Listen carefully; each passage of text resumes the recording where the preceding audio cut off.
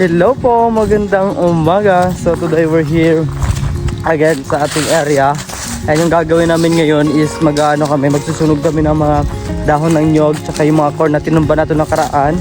And ayun guys, andito din yung kapatid ko si Budoy and si Katrina andito din. Si Mama wala dito, nag-harvest pa rin siya ng corn. And ayun, before tayo mag-start, I just want to say thank you kay Ate Kit dahil nagbigay siya nito, yung protection natin para sa araw. Thank you Ate Kit dahil may bago tayong sombrero or pang protection sa araw.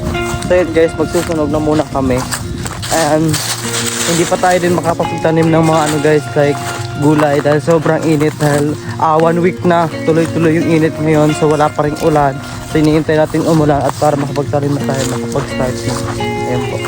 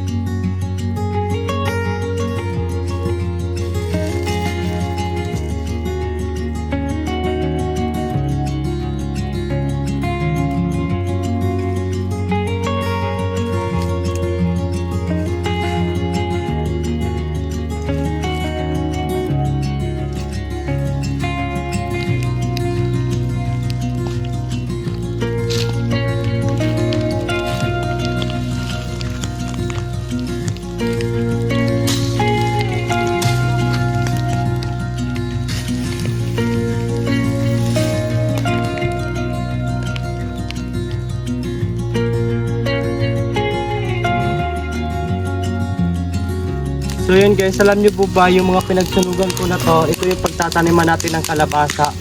Dahil ito mga nasusunog na to yung nagiging abo or nagiging parang kulay itim or naging pagkasa abo nga siya. Yun, pwede rin siya gawing fertilizer o pampataba na din ng lupa. Pag nagtanim tayo, pag may mga ganito, mas mabilis mas mataba yung tanim natin. Kasi nga po nasunugan na siya, like ganyan, yung mga naabo na yan, para na siyang fertilizer para sa mga pananim natin. Kaya yung mga pinagtaniman ay yung pinagsunugan ko, isataniman natin yun siya ng kalabasa.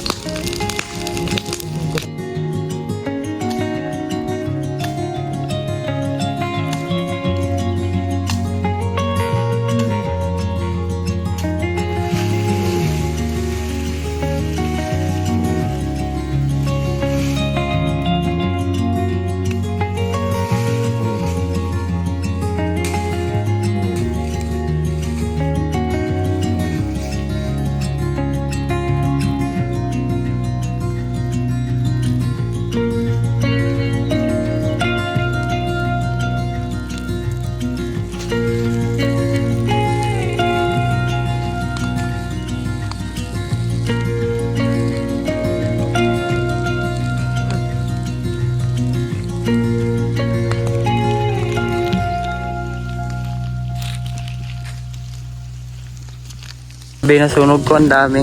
Gugulat naman itong mga kapitbahay namin. Ang daming usok. Nagsunog na ako. Yung kabila naman, di pa sila nagsunog kasi di pa sila tapos mag-harvest. And dito naman na side din, nag-harvest pa rin sila. Kinakabahan ako guys kasi nagsunog ako doon, baka pumunta yung hangin doon. Tapos di pa sila tapos, sobrang tuyong-tuyo na yung corn nila, baka masunog. Pagkatapos nito guys, pupunta kami doon sa taas dahil puputulin namin yung saging doon. May saging akong harvested.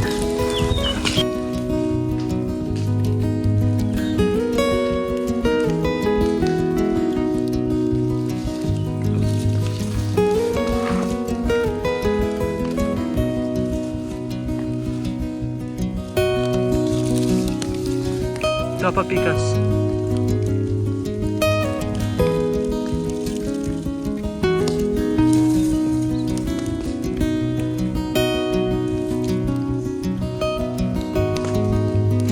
So yun po guys, pupunta muna tayo dun sa kabilang area ko dahil harvestan muna natin yung saging dun.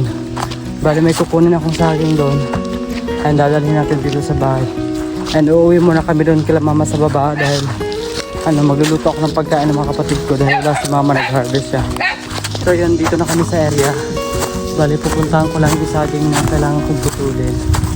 para makuha ko na din. Parang nahinog na doy. Hinog na siya. Ayun o. So yun guys, hinog na pala talaga yung saging na yun. Kaya kailangan na natin tagain at dalhin natin sa bubo.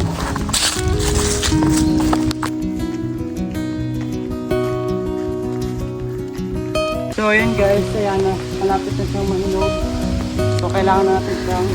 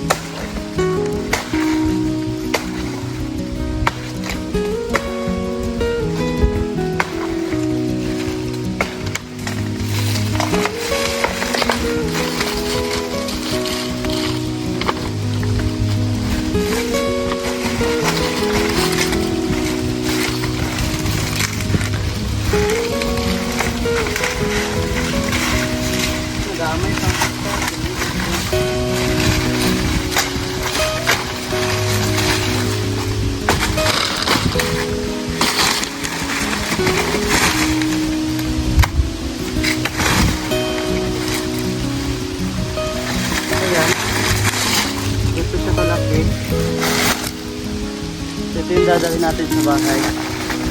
Tuturin na natin ito.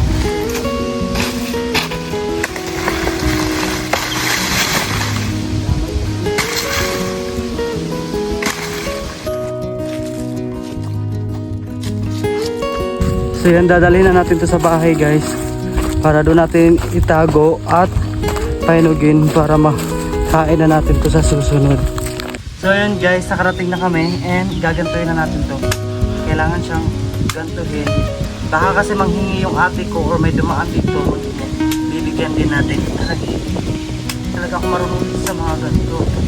Ako masyado marunong. Pero may try my best na ginagawa namin na ito.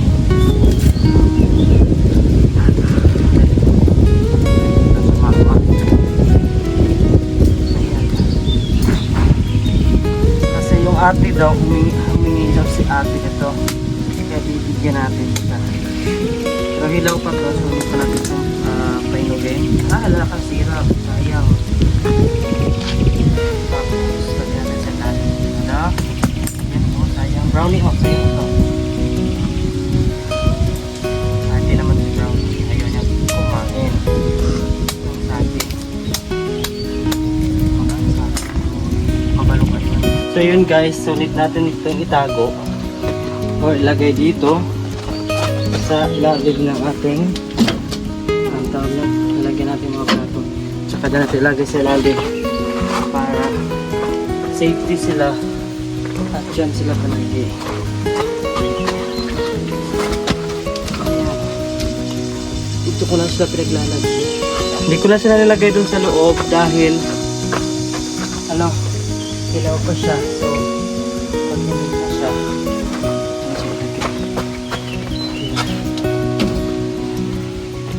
So dalawang klase yung saging natin. May ganito din tayong saging. Ito, nahinog na siya. Pero maliliit lang siya. Ito ay karna saba. I don't know kung saba to. Pero saba yan. Pero ito ay tundan. Hindi yan siya naluluto. Yung ano lang siya. Kinakain siya ng hinog.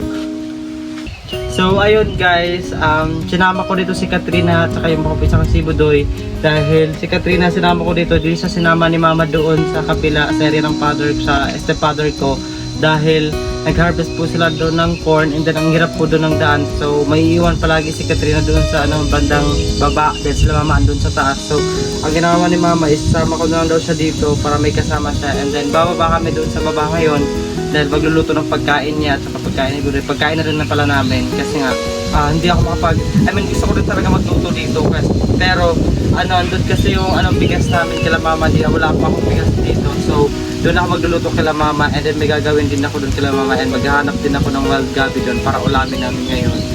And ayun, kita ka? Banban lang sa paano, ha? Okay, marami trabaho sa Mama. So yun guys, pababa na kami. So yun guys, pababa na kami. And dala ko na itong mga jug, dalawang jug dahil wala po kaming tubig. May tubig ako kayo ng umaga pero ginawa ko is dinilig ko sa gulay na tinanim ko yung sa sayote at saka doon sa nun, sa mga bulaklak. Kaya yun, ubos lahat. So yun, dinala ko na siya para kapag igib na din ako para dalhin ko dito sa taas mamaya or mamayang hapon. Ayan, ayun, baba muna tayo doon. Tara. Yan guys, namigay ang tita ng pineapple. Thank you. Asa nagkuha? Babaw? Tagan pa di ay? Wow, ayan. Thank you ta. Thank you po. Ayan, namigay siya sa amin ng pinya. Ayan guys, may nagluluto dito. Hi Jo! Nanaog na ko Jo. Nagunsa na ka? Nag-barbecue na ka? Perfect sa imong ulam day. Ayan, ito yung partner ng aking cousin. Hi, Jo. Kira. Hi, Ken. Nagluto na ka, Day? Magsabidos ako sa balay, Day. O, yun po. Andito na kami sa bahay na Lola. And pupunta lang kami dito sa may bandang patag na area. Dahil marami ho ditong wild gabi. So, dito po tayo manguha ng wild gabi para ulamin ho natin ngayon. And si Katrina, iwan ko lang doon sa bahay. Is malapit lang naman to. So, kukuha tayo dito ng wild gabi para lutuin natin ngayong tanghali. Dahil wala ko kaming ulam ngayon. Ayan. So, try natin makakuha ng maraming wild gabi. Gusto ko rin itong mga wild gabi na to guys. Dahil masarap siya. Let's go po. Ayan, nakakuha na tayo ng isa. Ito maliliit, pwede na to. So, let's find it here. Umaga.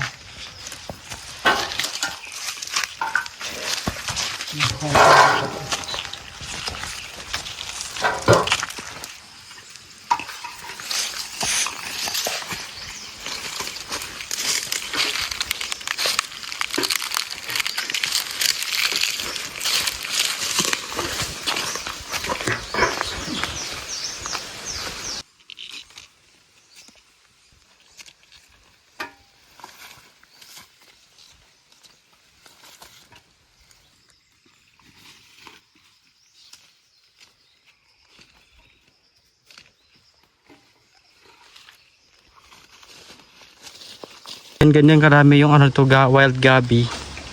Ayan, so dito kami nangunguha. Pag wala kaming ulam, ito pwede na itong pang ulam. Ayan. So yun guys, ito yung nakuha nating wild gabi. Ganito siya kadami. And ayun, uuwi na tayo ng bahay para lutuin na to. Ang gagawin natin dito is lalagyan natin siya ng suka and lalagyan natin ng gata. Bali, tawag ng paksiw. Pero hindi siya paksiw. Basta ginataan na gabi with suka. Masarap din siya. So let's go po. Ayan guys, nagluto na ako ng kanin. Ayan. So ulam na yung lulutuin na natin ngayon. Susunod na natin yung ulam. Ayan po. Ayan, andito na yung mga nakuha natin gulay. So lulutuin na din natin to ngayon. Ipapakita ko sa inyo kung paano siya gawin. So yun guys, yung paggawa nito is gagantuhin muna natin siya. Need siyang gantuhin. Dahil baka po may uod, at least makita natin. Tapos gagantuhin lang siya. And itatay siya ng ganito. And ibabalik siya dito. Ayan, ganito ho siya. Ganito po ako maggawa ng gabi. So kailangan talaga siya buklatin ng ganito. Para mas makita natin yung loob. Kung may ano ba siya. May uod. And then, dahil mahaba to. So kailangan natin gantuhin. Okay.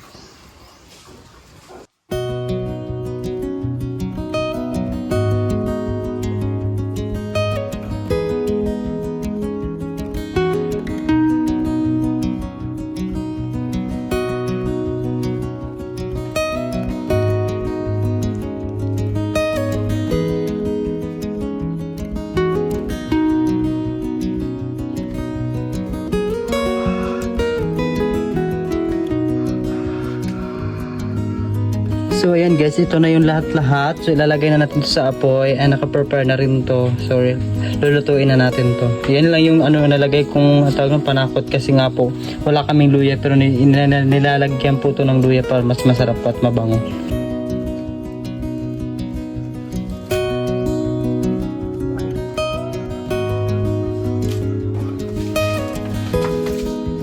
Kailangan pala guys, malabas sa apoy natin.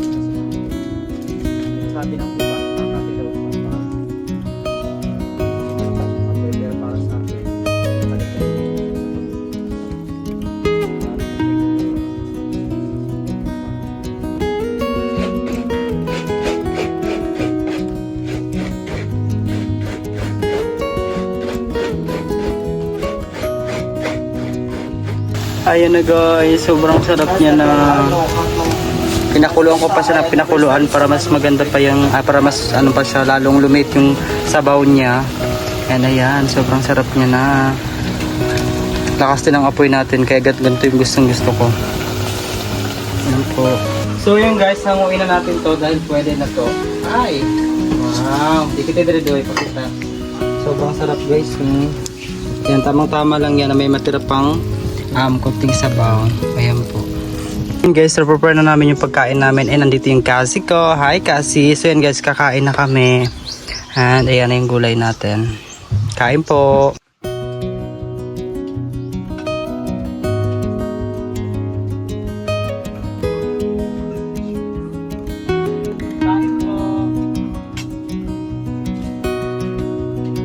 So yun po guys, tapos na akong kumain and si Katrina kumakain pa.